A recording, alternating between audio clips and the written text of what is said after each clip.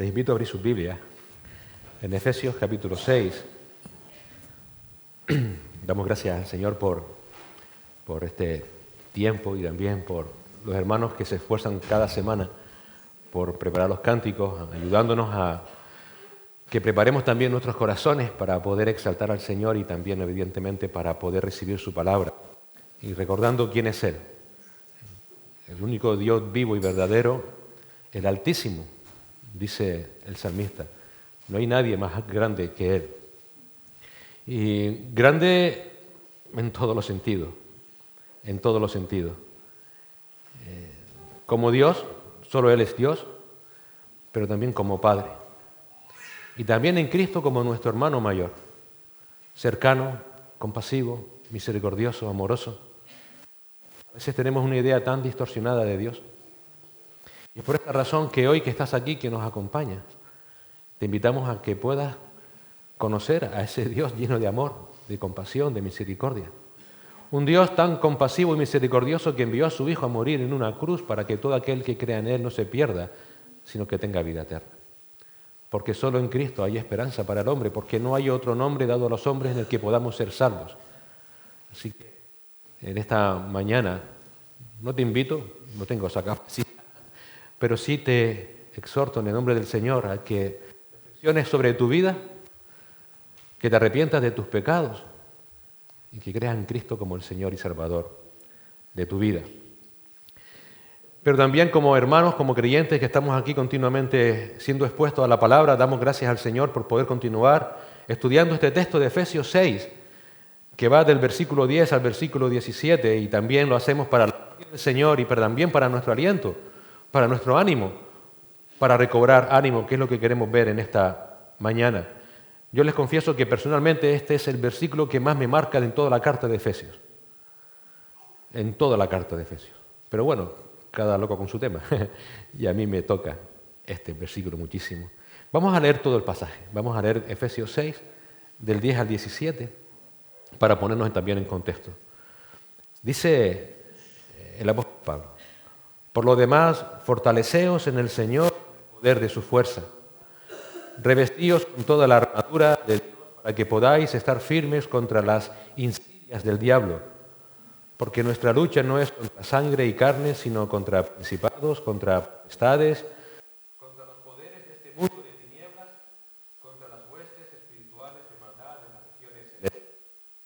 Por tanto, tomad toda la armadura de Dios para que podáis resistir en el día malo.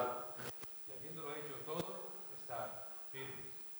Estad pues firmes, ceñida vuestra cintura con la verdad, revestidos con la coraza de la justicia, y calzado los pies con el apresto del Evangelio de la paz. En todo, tomando el escudo de la fe con el que podréis apagar todos los dardos encendidos del maligno. Tomad también el yelmo de la salvación y la espada del Espíritu, que es la palabra de Dios. Vamos a orar al Señor. Señor, gracias una vez más por este tiempo, por esta oportunidad y por tu palabra. Y sobre todas las cosas, gracias por Cristo, nuestro amado Señor, nuestro amado Salvador. Ayúdanos, Señor, a poder, mediante tu Espíritu Santo, no solamente a entender tu palabra, Señor, sino a gozarnos con ella, a gozarte, Señor, a disfrutarte, a llenar nuestro corazón, nuestra mente, nuestro intelecto con la verdad tuya que trae una paz que el mundo no puede dar y trae consuelo, ánimo y aliento. Y también, Señor, trae un mensaje de esperanza en Cristo para todos aquellos que aún no están en Él y que puedan, Señor, encontrar en Cristo el Salvador de sus vidas, el Señor de sus vidas y la esperanza de sus vidas. Ayúdanos, Señor, como decía el apóstol Pablo, ayúdanos a indagar en tu palabra con santo temor y temblor, para no decir lo que no es tu voluntad, para no oír solamente lo que nos interesa, y no solamente para oír, sino para ser hacedor de tu palabra. Te lo rogamos en Cristo Jesús. Amén. Hay un viejo himno escrito por una poeta, lo escribió en el año 1861. La poeta se llamaba Julia Ward Howe y el himno se titula Mis ojos han de ver la gloria del Señor. Y en cada una de sus estrofas, son 5 estrofas, siempre se repite la misma frase: mis ojos han de ver la gloria del Señor. Esa es la esperanza gloriosa que todos tenemos, ¿verdad? Todo creyente tiene esa esperanza de que un día va a ver la gloria del Señor Jesucristo, nuestro amado Señor y Salvador. Es por esa razón que estamos aquí, anhelando, como decía el apóstol Pablo a los tesalonicenses, que el Señor vuelva por nosotros. Si no tuviéramos esta esperanza, ¿para qué estamos aquí? Y lo que hemos estado viendo en las últimas semanas con la armadura del Señor es la exhortación a mantenernos firmes en esa esperanza. En la esperanza de que un día veremos la gloria del Señor. Es la exhortación a que nos mantengamos firmes en Cristo, firmes en su palabra mientras dure la batalla espiritual que estamos enfrentando cada día contra Satanás hasta que Cristo vuelva por nosotros o hasta que Él nos llame a su presencia, como leímos en la lectura devocional. Pablo, en nuestro texto de Efesios, insiste 3 veces en los versículos 11, 13 y 14 a que nos mantengamos firmes en esta batalla espiritual. Una batalla que, en mi opinión, está en su punto más intenso en toda la historia de la humanidad. ¿Por qué? Porque esa batalla ya ha llegado, y de manera dramática, a muchos púlpitos. Ya desde ellos no se predica ni la autoridad, ni la inerrancia, ni la suficiencia de la palabra de Dios como todo lo necesario para la vida del cristiano. Y tampoco se predica la centralidad de Cristo. Ahora se ha cedido ante la presión de la cultura, el pragmatismo, el liberalismo, y ahora nos hemos centrado en el hombre, en sus necesidades. Y aquellos que deben predicar el mensaje del Evangelio de Cristo como más que suficiente para la vida y para la piedad, están perdiendo esa batalla espiritual porque han perdido la confianza en esa suficiencia del Evangelio. Ahora todos son programas, ahora todos son diferentes actividades extraeclesiales. Muchos creyentes, por tanto, también están perdiendo esta batalla. Porque como dijo el Señor hace ya unos cuantos años a un profeta llamado Oseas, mi pueblo perece por falta del conocimiento de Dios. Sin embargo, por la gracia del Señor, Él guarda siempre un remanente para Él. Un remanente que es identificado en la palabra de Dios, entre otras características, precisamente por lo que estamos viendo en las últimas semanas acerca de esta armadura de Dios. Porque se mantiene firme en medio de la batalla espiritual, haciéndose a Cristo y haciéndose a todos los recursos que Él nos da.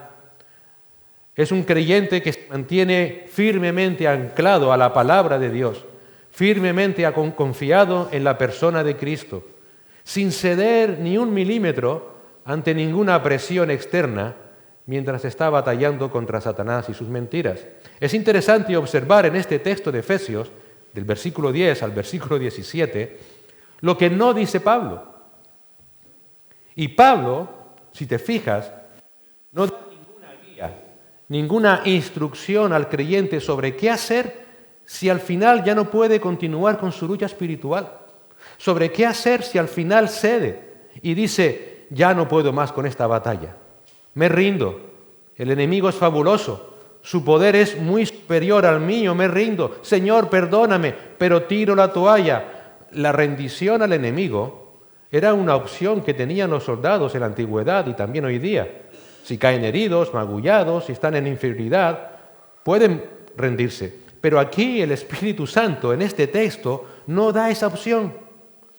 Nada de lo que aquí dice Pablo da esa opción, porque un creyente que realmente está en Cristo nunca se rinde. Nunca se rinde.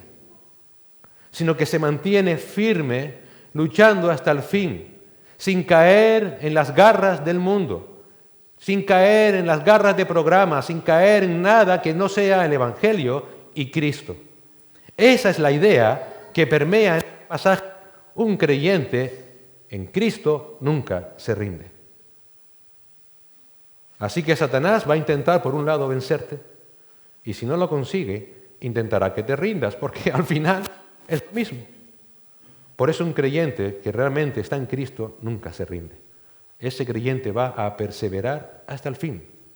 Claro, esa batalla, como hemos visto hasta ahora, va a demandarnos por nuestra parte nuestro mayor esfuerzo, no para ser salvos, sino porque ya lo somos. Y por esa razón, ¿qué hace Dios en esa armadura? Primeramente, si recuerdas, nos da su verdad. Una verdad que el creyente debe disponerse como un cinto en el sentido de que debe de estar comprometido con ella. Ahora hay que tener presente una cosa. Antes hablaba con un hermano acerca de la verdad. Esta verdad de la que habla aquí Dios no es cualquier verdad acerca de Dios. No es cualquier interpretación de la verdad, no es tu interpretación, no es la mía. No es cualquier verdad acerca de Dios, sino que es la verdad fundamentada solo en la palabra de Dios y que apunta exclusivamente a la persona y a la obra del Señor Jesucristo. Ese compromiso con la verdad de Dios en Cristo es lo que nos va a librar y a proteger cuando Satanás venga a nosotros con falsas enseñanzas, con falsas doctrinas, con cosas que realmente nos hacen perder de vista el Evangelio. También el Señor nos da la coraza de justicia. Si recuerdas, esa no es tu justicia, y no es tu justicia porque dice la Biblia que no hay justo ni aún uno. Tampoco es tu libre interpretación de lo que es la justicia. No es lo que tú interpretas acerca de lo que está bien o de lo que está mal, sino que esa coraza de justicia, una vez más, se fundamenta solo en la palabra de Dios y apunta a la justicia que Cristo logró en la cruz. Esa justicia que Él logró en la cruz mediante una vida también sin pecado, a través de su resurrección. En esa justicia perfecta, por la vida perfecta, por la obra perfecta y por la resurrección perfecta de Cristo, es que ahora somos los creyentes declarados justos, porque Dios nos imputa la vida, la muerte y la resurrección de Cristo. Recuerda que esa justicia protege nuestros sentimientos, nuestras emociones, nuestros pensamientos, nuestras motivaciones, nuestras pasiones, porque Satanás va a intentar atacarnos para que nos acostumbremos al pecado, para que deje de molestarnos, para que te vuelvas tolerante a él, para que no pienses que es tan malo como realmente es. Intentará destruir tu conciencia, para que hagas lo que sabes que no debes hacer. Y para que eso no suceda, Dios te da la coraza de la justicia de Cristo, para protegerte. También vimos que nos da el calzado del Evangelio de la paz, que como estudiamos debemos usar con toda resolución, con toda solicitud. En un mundo que odia a Cristo, en un mundo que odia a su Evangelio, debemos ser conocidos como hijos de Dios, amantes de Dios. ¿Cómo? Pues siendo hombres y mujeres de paz, porque el Señor Jesús dijo en Mateo 5:9, bienaventurados los pacificadores, porque ellos serán llamados, ¿qué? Hijos de Dios. Ahora, una vez más, esta no es cualquier paz, no es tu entendimiento de lo que es la paz, sino que es una paz fundamentada una vez más en la palabra de Dios y es una paz que Cristo nos da. Mi paz os dejo, mi paz os doy. Esa paz la logró Él. ¿Cómo? Cuando Él nos reconcilió con el Padre porque estábamos enemistades contra Él. Y es en esa paz en la que debemos vivir con los demás, obvio, siempre que dependa de nosotros, dejando, si es necesario, la vindicación al Señor, como dice Pablo en Romanos 12, versículos 18 y 19. También vimos lo que el Señor nos da, el escudo de la fe. ¿Qué era el escudo de la fe? La plena confianza del creyente solo en Dios, solo en Cristo, solo en el Espíritu Santo, solo en su palabra, pase lo que pase. Con esa confianza deberemos estar plenamente cubiertos. ¿Por qué? Porque Satanás va a intentar por todos sus medios mentirosos que confiemos en nosotros, que confiemos en nuestras emociones, en nuestros sentimientos, que no confiemos en la verdad plena de Dios, en todo lo que Él nos ha dicho. Nos atacará para que no creamos que Dios es verdad, sino que Él es mentira, que no es confiable. Buscará que no confiemos solo en Cristo, que no confiemos solo en la suficiencia de la obra a nuestro favor, en nuestra lucha contra nuestro pecado. Buscará que no confiemos en todas las bendiciones espirituales que Él logró para nosotros, que no confiemos en la paz de Dios, sino que nos incitará a responder con violencia verbal o física cuando seamos atacados. Intentará por todos los medios que confiemos en cualquier doctrina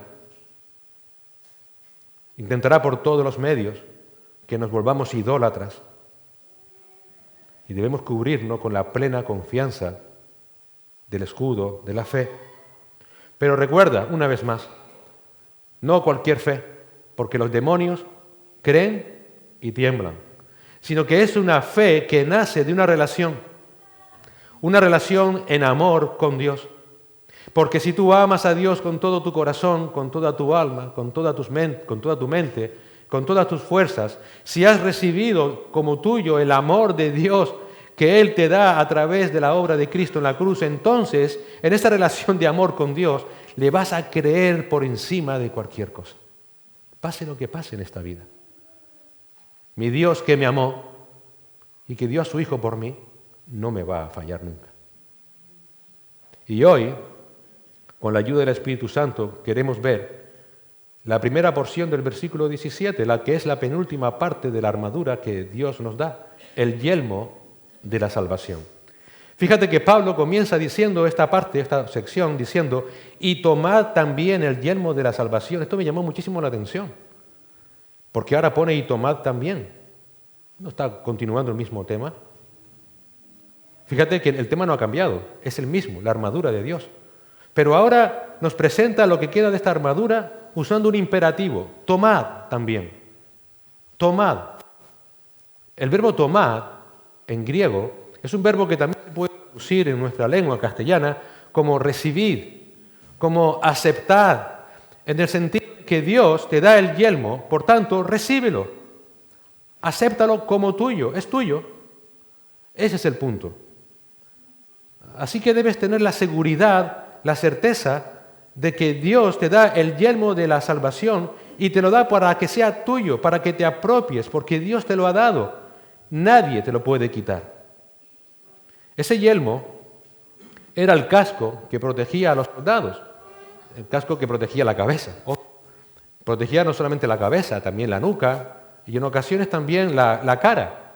Todo dependía de en qué regimiento estuviera el soldado y también la función que iba a ejercer. Normalmente se hacía de cuero, también de hierro, a veces de bronce, se amarraba por debajo del cuello con unas tiras de cuero. ¿Cuál era el propósito? No hace falta explicar. Evitar que en la batalla se dañara la cabeza de ese soldado, porque si dañas la cabeza prácticamente has derrotado a ese soldado, porque todo el cuerpo posiblemente empiece a fallar. Además, se encuentra el intelecto, se encuentra el raciocinio, así que un soldado romano no entraba a la batalla sin un casco. Sería necio, suicida. Y Pablo compara ese casco con la salvación. Tomad también el yelmo de la salvación. ¿A qué se refiere Pablo con salvación? Siguiente pregunta. Claro, algunos han querido ver en esta expresión un llamado al Evangelio. Si quieres mantenerte firme frente a los ataques de Satanás en tu vida, cree en el Evangelio del Señor Jesucristo, cree en Cristo y serás salvo y entonces te mantendrás firme. Pero esto es inconsistente con toda la carta. ¿Por qué? Porque Pablo no se está dirigiendo a inconversos. Pablo está escribiendo a creyentes, a una iglesia, a la iglesia de Éfeso. Por tanto, no puede ser una exhortación a creer en el Evangelio de la salvación, porque aquellos creyentes ya eran salvos, ya habían gustado de la salvación de Cristo, ya habían echado mano de ella. Entonces, ¿a qué se refiere Pablo con la salvación? Es interesante también en el texto original que Pablo, aunque en nuestra Biblia aparezca la salvación con el artículo en femenino, Pablo no usa un artículo femenino, sino neutro. Esto implica una cosa importante. Implica que está hablando de la salvación como concepto, en todo el amplio sentido de lo que implica la palabra en las Escrituras.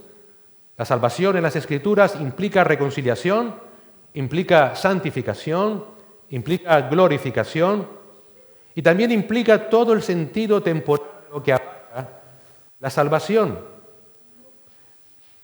Y en la palabra de Dios se habla de la salvación como concepto, y tanto temporal como en lo que abarca, en tres aspectos, y exclusivamente en tres aspectos temporales que a su vez están incluidos todo el concepto de la salvación. En la palabra vemos la salvación en pasado, en presente y en futuro. El aspecto pasado de la salvación fue el día y la hora en que Dios te liberó de la paga del pecado, cuando por su gracia te concedió fe, te concedió arrepentimiento por medio del Espíritu Santo a través del Evangelio, y tú confesaste a Jesucristo como Señor y Salvador. En ese momento, por esa obra divina, tú le entregaste tu vida al Señor. Y en ese momento, tus pecados fueron colocados en Cristo en la cruz, porque Él pagó la paga por tu pecado.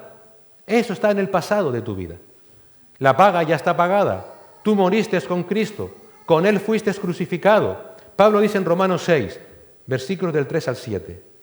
¿O no sabéis que todos los que hemos sido bautizados en Cristo Jesús, hemos sido bautizados en su muerte? Por tanto, hemos sido sepultados con Él por medio del bautismo para muerte, a fin de que como Cristo resucitó de entre los muertos por la gloria del Padre, así también nosotros andemos en novedad de vida. Porque si hemos sido unidos a Él en la semejanza de su muerte, ciertamente lo seremos también en la semejanza de su resurrección. Sabiendo esto, que nuestro viejo hombre fue crucificado con Él, para que nuestro cuerpo de pecado fuera destruido, a fin de que ya no seamos esclavos del pecado, porque el que ha muerto ha sido libertado del pecado. En otras palabras, ya moriste como creyente, ya moriste una vez, ya moriste con Cristo en el momento en que creíste en Él como el Señor y Salvador de tu vida. Ya no necesitas volver a morir nunca más. ¿Cómo moriste? Cuando creíste en Cristo, cuando fuiste crucificado con Él. Él paga lo que tú merecías pagar en aquella cruz. Por tanto, tu deuda ya está saldada. Ya no hay más paga que pagar. Por esa razón, Pablo dice también en Romanos 8:1 que ya no hay condenación para los que están en Cristo Jesús. Eso está cubierto. Entonces, el aspecto pasado de la salvación es que el Señor te libertó de la paga del pecado. El siguiente concepto de la salvación, que también está unido a lo temporal, es en el presente. En el presente, ahora, después de que el Señor te salvara, en tu vida, hasta que el Señor te llame a su presencia. Y en el presente, la salvación se manifiesta porque Dios te liberta del poder del pecado. Eso también es lo que se llama la santificación progresiva. El pecado aún sigue morando en ti, Romanos 7, pero ya no tiene dominio sobre ti. Ya no tiene posesión ni control sobre ti, ya no puede oprimirte, ya no puede tiranizarte, ya no puede sujetarte, ya no puede mantenerte insensible a la realidad de Dios como hacía antes de que fueras salvado. ¿Y por qué no puede hacerlo? ¿Por qué si muere en nosotros? Porque Cristo, que es fiel y justo, está continuamente abogando por nosotros para seguir limpiándonos de nuestro pecado que aún mora en nosotros. En 1 de Juan 2:1 leemos: Hijitos míos, os escribo estas cosas para que no pequéis, y si alguno peca, todos pecamos. Abogado tenemos para con el Padre, a Jesucristo el justo. Él sigue limpiándonos nuestros pecados, porque seguimos pecando. Ahora, el pecado, aunque seguimos pecando porque seguimos siendo pecadores, ya no puede recobrar el control que tenía sobre ti, porque Cristo está intercediendo continuamente por ti. Y cada día Él te sigue perdonando. Romanos 8:34 leemos: ¿quién es el que condena? Cristo Jesús es el que murió. Sí, más aún el que resucitó. Y ahora fíjate, el que además está a la diestra de Dios, ¿haciendo qué? Intercediendo por nosotros. Él vive para siempre para hacer intercesión por ti. Hebreos 7:25, por lo cual Él, Cristo, también es poderoso para salvar para siempre a los que por medio de Él se acercan a Dios, puesto que vive perpetuamente para interceder por ellos. Ese es el aspecto presente y constante de la salvación, y que Cristo sigue llevando a cabo. Entonces, en el pasado fuiste salvado de la paga del pecado.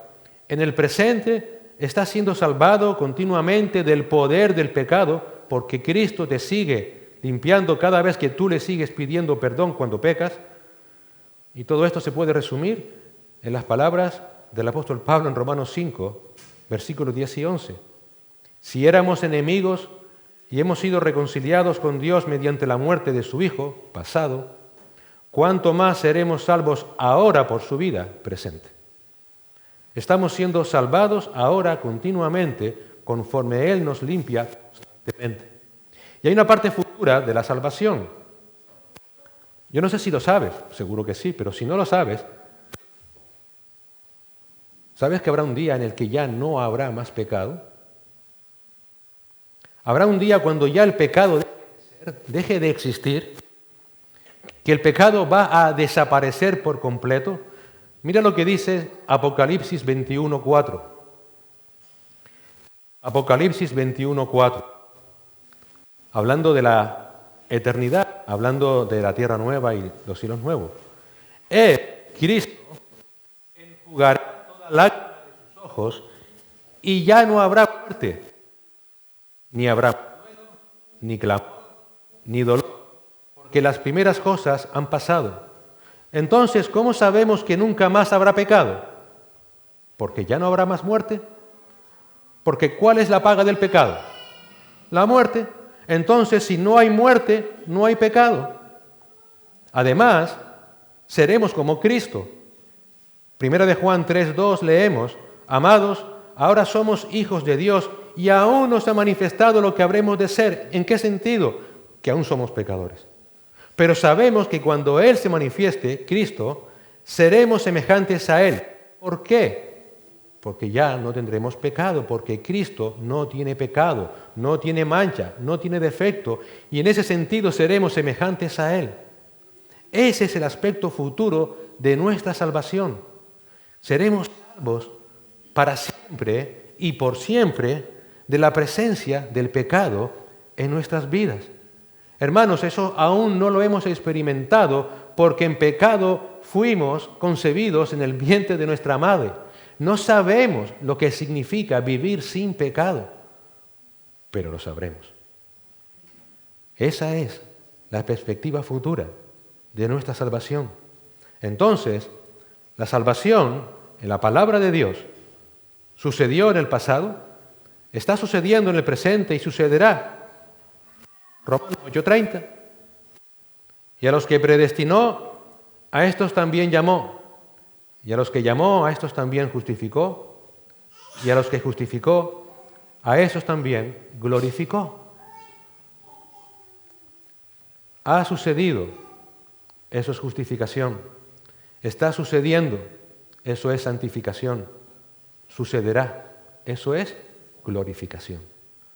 Cristo te justificó, te libró de la paga de todos tus pecados.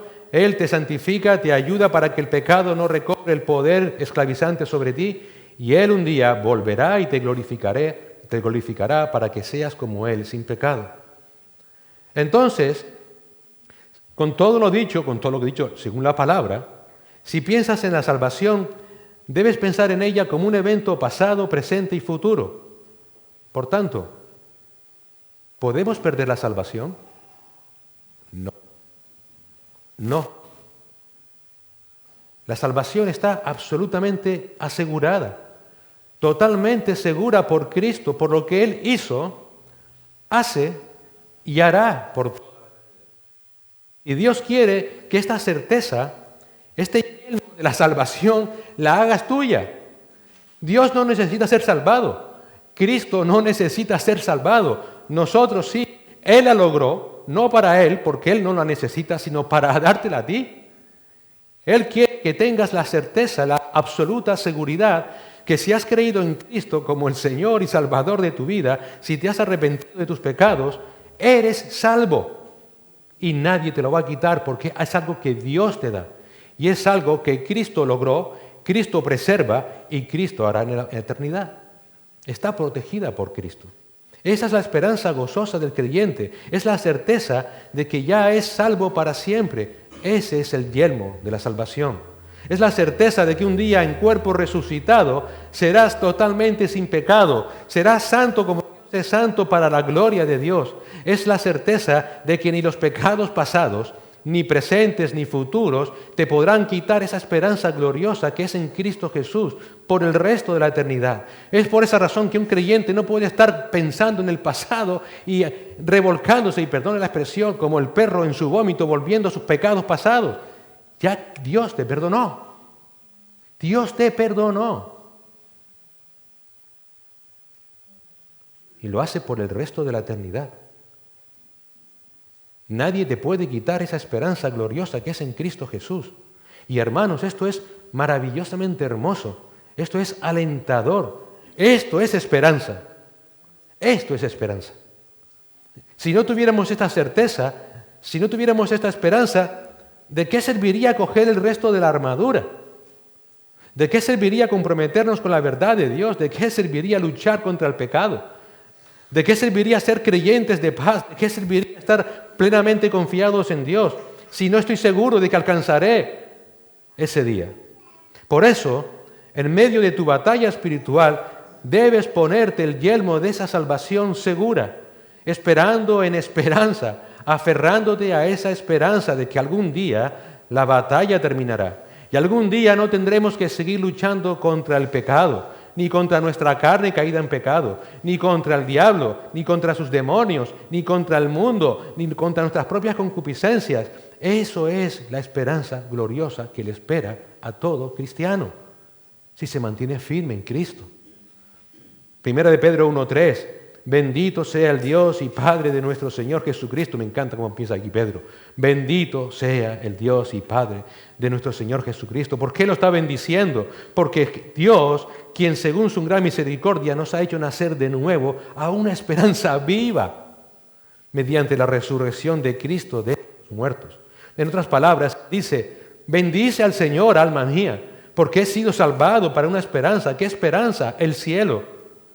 Y no solamente he sido guardado, no solamente he sido salvado, que me está guardando por el poder de Dios mediante la fe en esa salvación.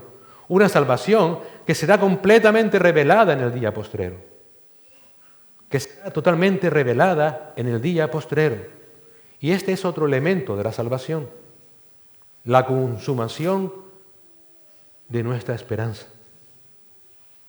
Cuando ya el Señor nos llame a su presencia, vuelven a buscarnos. Y de esa manera entonces recibamos la recompensa del Señor. La recompensa total, la herencia que Él ha planeado para nosotros.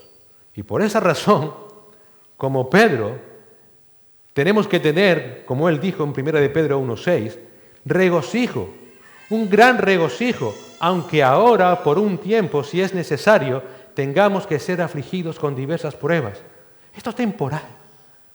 Esto es intrascendente. Me espera la eternidad con el Señor.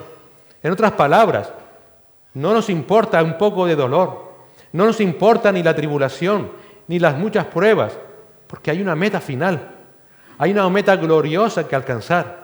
Y por esa razón vale la pena el estar comprometidos con Cristo, con su verdad, con su palabra, con el resto de la armadura de Dios. Vale la pena.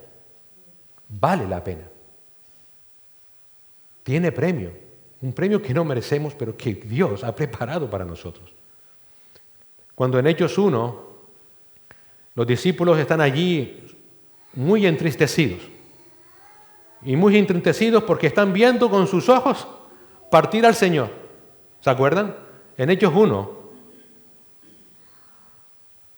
¿Cómo son consolados? ¿Cómo son consolados? ¿Le dieron un Kleenex? Toma, súnate los mocos. ¿Cómo fueron consolados aquellos hombres? Versículo 11. Varones Galileos, ¿por qué estáis mirando al cielo? Este mismo Jesús,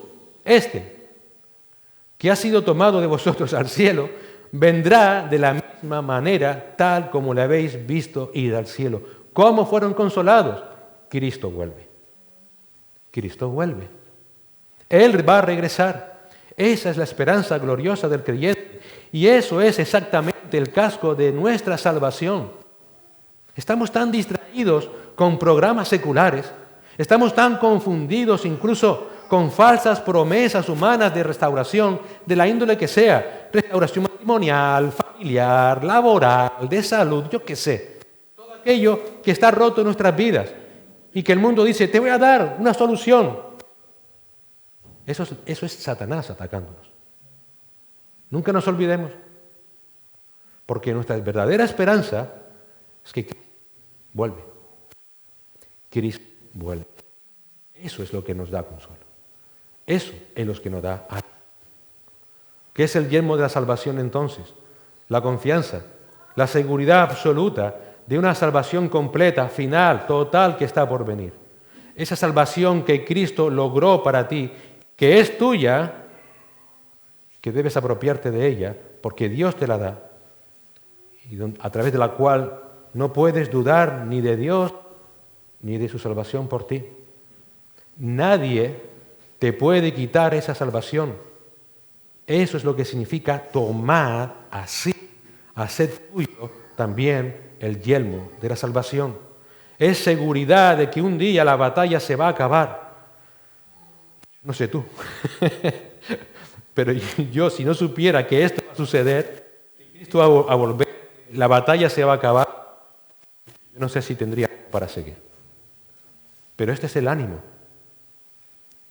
que el Señor un día hará todo nuevo, habrá un nuevo comienzo. Él reinará en toda justicia y yo voy a estar con Él, no por mis méritos, por los suyos, pero estaré con Él. Así que sabiendo qué es, sabiendo qué representa el yelmo de la salvación, entonces ya vas a saber cómo va a atacar Satanás tu mente, ¿o no? ¿Cómo va a atacar tu intelecto? ¿Cómo va a atacar tus razonamientos? Con desánimo y con la duda. El Señor nos deja todo por escrito para que no tengamos ninguna duda. Satanás vendrá a ti e intentará atacar tu intelecto, tu razonamiento, con el desánimo y con la duda. El desánimo es terrible. Es terrible. Satanás muchas veces puede venir con el argumento de, fíjate, ¿de qué sirve todo lo que haces? Estás dando tanto en la familia, tanto en la iglesia, ¿y qué recibes a cambio? Nada. Estás viviendo esta vida cristiana, te estás apartando del mundo, te estás apartando del pecado, ¿y qué sucede? Acabas de perder tu trabajo, o ahora te han descubierto tal enfermedad, la tuya o la de un familiar cercano, tu esposo o tu esposa te ha dejado, qué gran bendición, ¿verdad? ¿Ese es tu Dios soberano? O quizás venga a ti y te diga, ¿has estado leyendo tu Biblia diariamente? ¿Has estado orando persistentemente? ¿Asistes a la iglesia? ¿Participas en la iglesia? Y ahora, de la noche a la mañana, tu esposa, tu esposo se ha vuelto impaciente contigo. ¿Tienes un problema familiar grave? ¿No te has dado cuenta que Dios te ha dejado? ¿Que Dios te ha abandonado? ¿Que decía que no lo iba a hacer pero lo ha hecho? ¿Qué está haciendo Dios en tu vida? Tantos años yendo a la iglesia, ¿para qué? Mira a tus hijos. Antes iban contigo a la iglesia y ahora no quieren saber nada de ella. Además, ya no te respetan como te respetaban antes. ¿Ese es tu Dios? Y eso empieza a desanimarte. Y empieza a darle vueltas a la cabeza, preguntándote, Señor, ¿será así, verdad? ¿Alguien de los que me rodea me entiende? ¿Alguien entiende lo que yo estoy pasando? Hermanos, el desánimo existe. El desánimo es real. En Primera de Reyes 19 encontramos una historia muy conocida, la de Elías. Él nos ilustra lo que es el verdadero desánimo.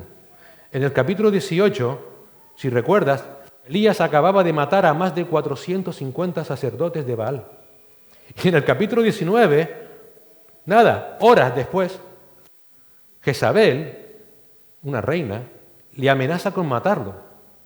¿Y qué hace aquel hombre que acababa de matar a 450 sacerdotes de Baal? Huye aterrorizado. Y mira lo que dice el versículo 4 de Primera de Reyes 19. Él, Elías, anduvo por el desierto un día de camino y vino y se sentó bajo un enebro y pidió morirse.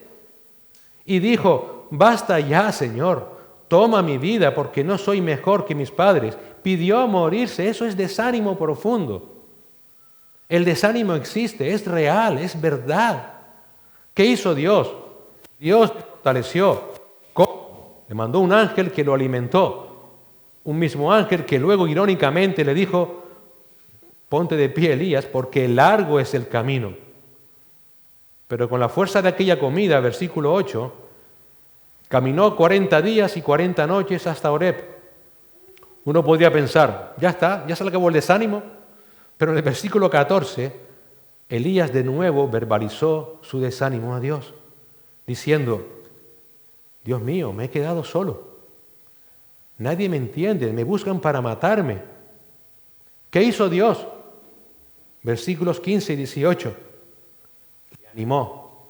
¿De qué manera? Le dio un breve panorama de todo lo que iba a suceder. En otras palabras, Dios le dijo, no te desanimes, mira lo que va a suceder.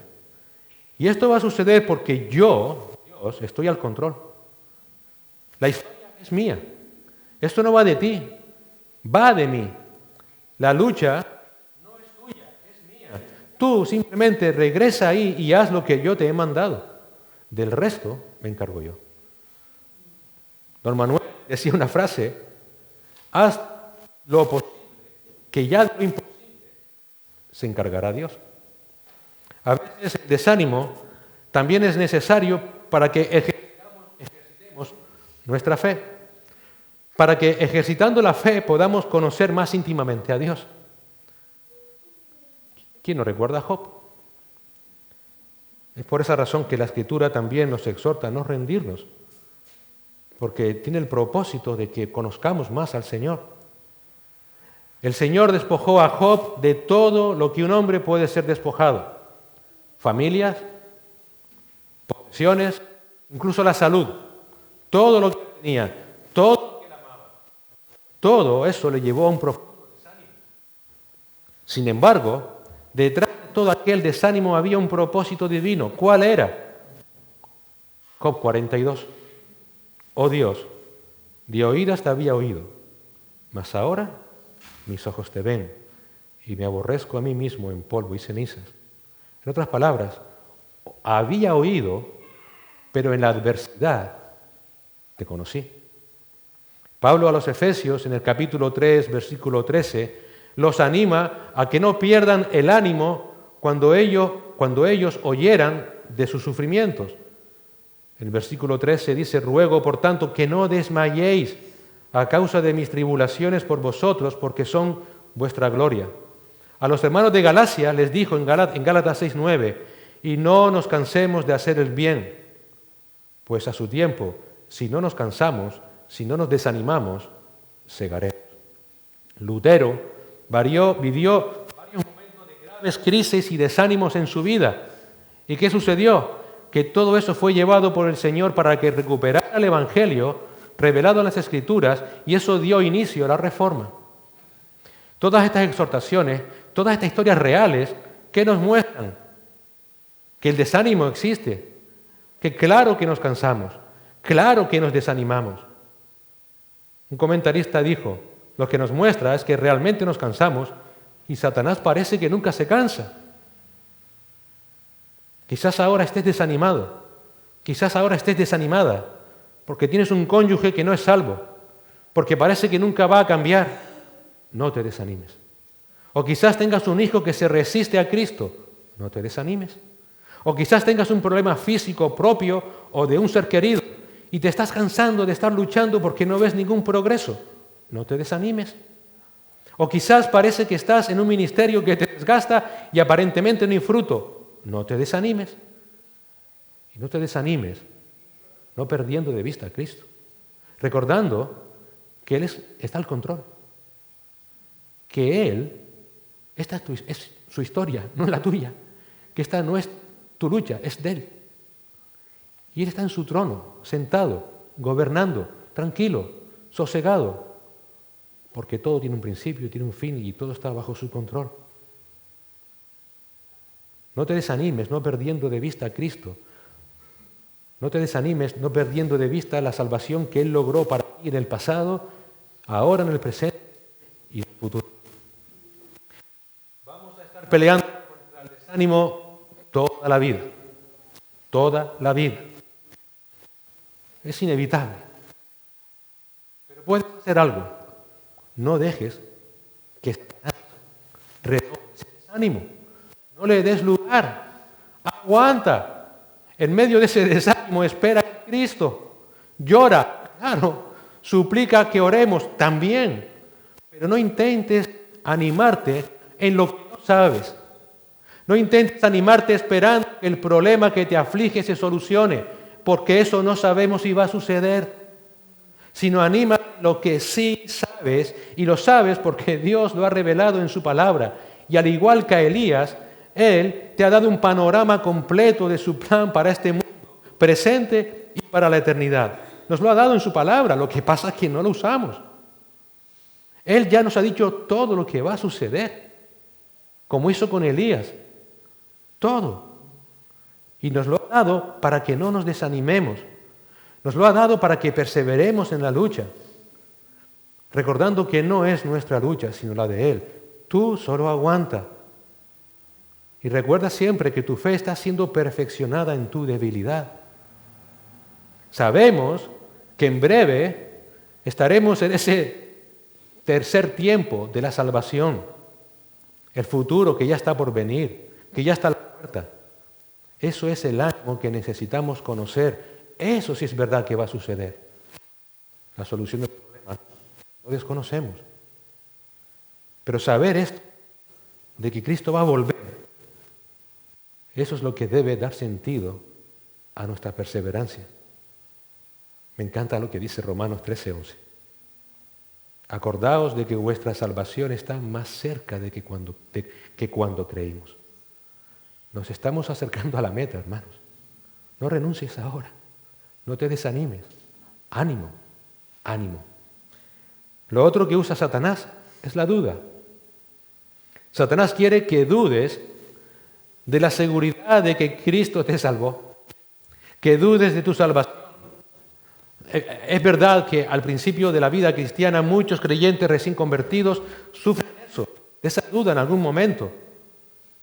Y aunque la seguridad va aumentando en la vida del creyente según pasa el tiempo, Satanás seguirá intentando que dudemos de la salvación. Por ejemplo, puede venir a ti después de algún pecado doloroso que hayas cometido y decirte: ¿eso tú? Tú no eres cristiano. Un cristiano nunca podría hacer eso. ¿No has visto lo que has hecho? Eso es terrible. ¿Cómo el Señor va a salvar a alguien como tú? Definitivamente no mereces ser salvo. Esto debe hacerte pensar que realmente no tomaste en serio a Cristo cuando afirmaste que era tu Señor y Salvador. Yo que tú intentaría ir por otro camino, a ver si funciona mejor. Porque con Jesús ya lo tienes crudo. Si a esos ataques unimos el hecho de que tristemente en ciertas denominaciones cristianas se enseña que la salvación se puede perder, pues está la confusión, que mejor apaguemos la luz y vayámonos, porque si la salvación se pierde, entonces nadie va a ser salvo. ¿Por qué? Porque estamos diciendo con eso que en última instancia la salvación depende de nosotros. Pero como eso se enseña, tristemente, hace que muchos vivan en un constante temor por la duda acerca de su salvación. Leía, mientras estudiaba para la predicación, que incluso hay quien enseña que los creyentes nunca van a saber si son o no salvos hasta que se encuentren cara a cara con Cristo. ¿Tú te imaginas eso? Yo no puedo imaginarme eso. Yo no podría vivir de esa manera. Toda la vida pensando: ¿voy a llegar? ¿No voy a llegar? Es como si Dios estuviera jugando con nosotros. Es como si estuviera riéndose a nuestra costa. Mira, aquí está el tonto este y sin saber. Eso sería una existencia horrible. Y de hecho, esto iría en contra de las palabras del Señor Jesús, que nos dijo que todo lo que Él nos habló fue no para que estuviéramos con dudas, sino para que tuviéramos gozo. Juan 15:11. Entonces, Satanás, ¿qué quiere? Que tengas temor. Temor de que no tienes salvación. Él quiere que dudes de la salvación que Cristo logró para ti. Él quiere que dudes de la obra de Cristo, de su suficiencia, de su eficacia, de su poder. Él quiere que dudes de la persona de Cristo, de su impecabilidad, de su muerte sustitutoria, de su resurrección. Todo eso que es suficiente para reconciliarnos con Dios, Satanás quiere que dudes de eso. ¿Y sabes por qué él quiere que dudes? Para que busques otro camino. Es muy simple. Para que busques otro camino. Él quiere que dudes de la promesa de Dios, para que no guardes su palabra, para que no creas en esa salvación que Él te ha provisto, para que creas que Dios no puede sostenerte, para creerte que la salvación depende de ti,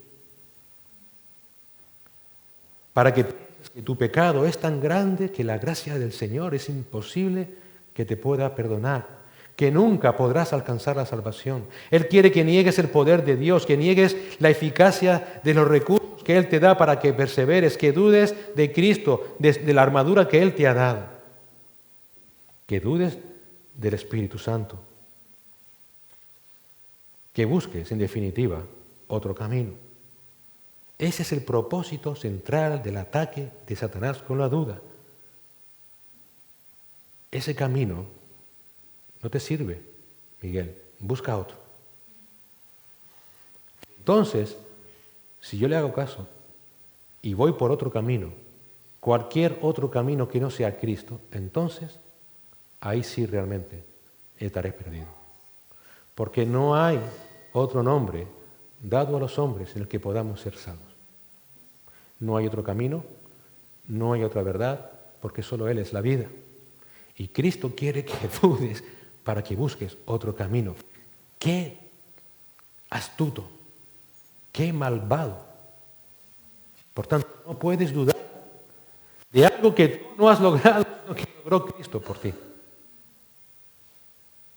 No puedes dudar de Cristo, de su palabra. ¿Cómo respondemos a eso? Igual que con el desánimo. Echa mano de lo que el Señor te ha dado para ti, el yelmo de su salvación. Tuya. Queridos hermanos, si Dios te salvó en el pasado, si Dios te salvó en el presente y te va a salvar en el futuro, si de las salvaciones de Jehová, no es tuya. Por tanto, es segura. Y una cosa de Dios es que Él es fiel, aunque nosotros seamos infieles.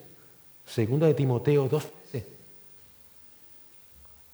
Él no puede renegar de su palabra dada.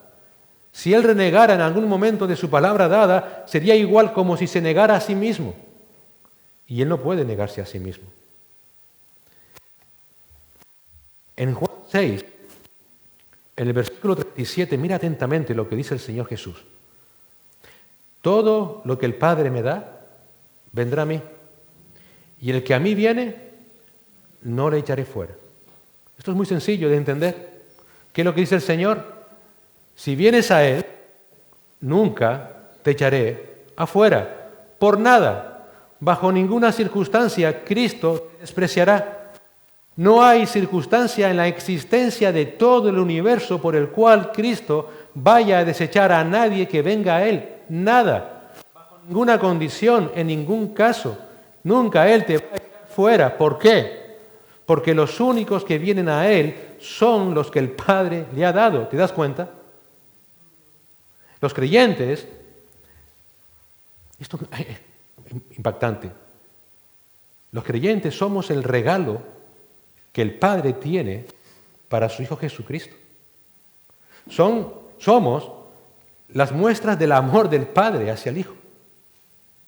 El Padre ama tanto al Hijo, a su Hijo amado Jesucristo, en quien tiene complacencia, que no solamente nos entrega a Él como regalos, sino que se asegura que nadie nos arrebate de su mano. Juan 10:28. Y de la misma manera, El Hijo ama tanto al Padre que Él se compromete con su Padre a no perder ninguno de esos regalos, porque son preciados, tanto para el Padre como para el Hijo.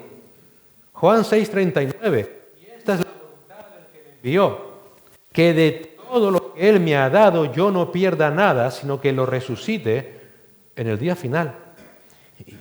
Y aquí hay un principio importantísimo que nunca debiéramos olvidar, pero que solemos olvidar. Nuestra salvación, tu salvación, mi salvación, no es por causa de nosotros. Nosotros no la motivamos, sino que es por causa de Dios Padre hacia su Hijo amado Jesucristo. Tu salvación no es por ti, sino que es parte del plan amoroso de Dios Padre hacia su Hijo Jesucristo.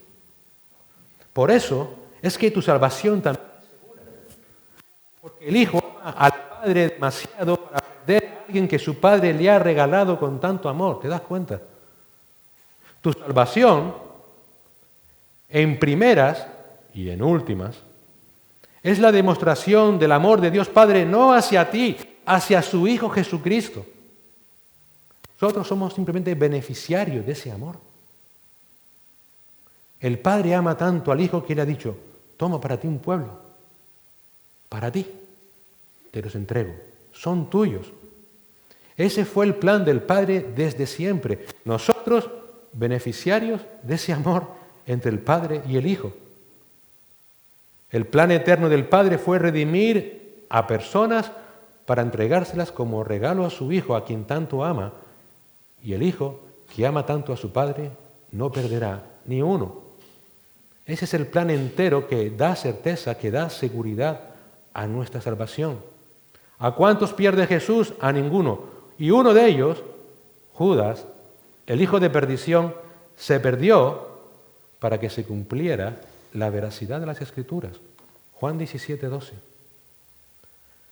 Entonces, cuando Satanás venga a ti con la duda acerca de tu salvación, recuerda que si por fe has creído en Cristo como el Salvador de tu vida y le estás obedeciendo como el Señor de tu vida, entonces has sido un regalo de Dios Padre a Dios Hijo, y entonces nadie te arrebatará de su mano.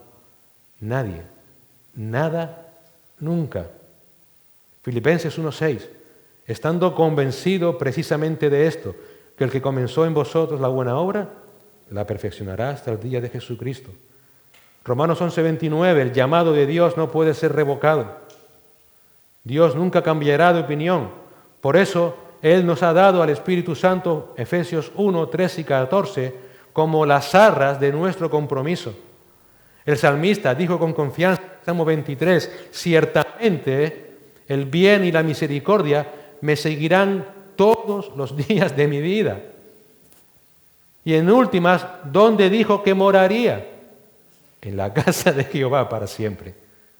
Él sabía la certeza de dónde iba a estar con su Dios. Pablo en 1 Tesalonicenses 5, en el versículo 23, y que el mismo Dios de paz os santifique por completo, y que todo vuestro ser, espíritu, alma y cuerpo sea preservado irreprensible para la venida de nuestro Señor Jesucristo. Entonces recuerda siempre, haz tuya la salvación que Cristo logró para ti. Él la logró, Él no la necesita, pero la logró para dártela. Te la da si crees en Él, por su pura gracia. Te la ofrece, es tuya. Y Cristo dice, confía en mí, yo te voy a guardar. Eres el regalo de mi Padre. No te voy a perder. Ese es el yelmo de tu salvación. Cuando Satanás venga con desánimos, cuando él venga con dudas, recuerda siempre, no que el problema se va a solucionar, sino que viene un día de gloria, donde estarás con Él para siempre. Está por venir un día donde vas a descansar de todos tus trabajos, dice Apocalipsis. Vendrá un día donde todas tus lágrimas van a ser enjugadas. Así que, queridos hermanos, Peleemos la buena batalla. No nos rindamos. Tengamos confianza en la salvación que Dios nos ha regalado. Y ten por ciertísimo que por su gracia y para su gloria y como regalo para Cristo, allí estaremos con Él para siempre. No te rindas, no dejes que Satanás te haga víctima ni del desánimo ni de la duda. Cristo te ha dado su victoria. Reinaremos con Él. Seremos coherederos con Él. Señor, gracias por tu palabra que nos trae tanto esperanza, Señor, tanto consuelo, tanto ánimo. En medio de un mundo, Señor, que intenta por todos los medios quitar ese ánimo, quitar ese descanso, añadir dudas, temores. Señor, gracias porque esto no depende de nosotros. Tú lograste en aquella cruz, Señor, esa salvación tan grande, que tú no necesitabas, pero que querías regalárnosla, que la hiciéramos nuestra. Y es esa salvación pasada, presente y futura lo que nos da ánimo para seguir perseverando, para seguir recobrando ánimo cuando estemos desanimados en medio del camino, como le sucedió a Elías. Tú nos has dado ese panorama completo de la historia para saber que tú ya has vencido y que tú en breve vendrás por nosotros. Ya sabemos todo. Tenemos pleno conocimiento. Ayúdanos a descansar en esa maravillosa promesa. Ciertamente, muchas cuitas, dolores, tribulaciones tendremos que enfrentar, propias o ajenas. Pero, Señor, que nada nos quite el ánimo. Ayúdanos, Señor, a perseverar. Ayúdanos a mantenernos firmes, Señor. Porque en breve estaremos contigo. En breve ya estaremos sin pecado. Seremos como siempre hemos deseado ser, Señor, desde que te conocimos. Santo como tú eres santo. No para ser mejores que nadie, Señor, sino para no ofenderte nunca. Por eso ayúdanos a perseverar, Señor. Ayúdanos también como iglesia a alentarnos los unos a los otros, a exhortarnos los unos a los otros, a orar los unos por los otros, a llorar los unos con los otros, a reír los unos con los otros, para que de esa manera, también como iglesia, lleguemos todos juntos a la patria celestial. En Cristo Jesús. Amén.